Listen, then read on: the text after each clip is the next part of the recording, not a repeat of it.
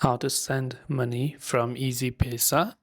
So hello everyone, welcome to our channel. Today we're going to be learning how we can send money from Easypaisa app. So just make sure to watch the video till the end. Now to send money from Easypaisa app, first of all you have to launch the Easypaisa app and log into your account. There you can see the option that says send money. So tap the send money button. When you tap on send money, you have many options to choose from. So you can choose Easypaisa transfer, bank transfer, CNIC transfer, or other methods. So you can select Easypaisa transfer. Select the recipient to whom you would like to send the money to. So you can enter their phone number if they are also registered with Easypaisa. Once done, just enter the amount that you wish to send, and you can also add a message, but that's totally optional.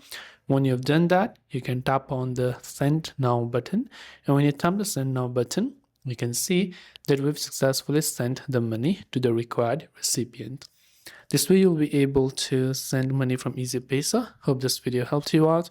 If you have any questions, feel free to also leave them down below. Thanks for watching and see you in the next video.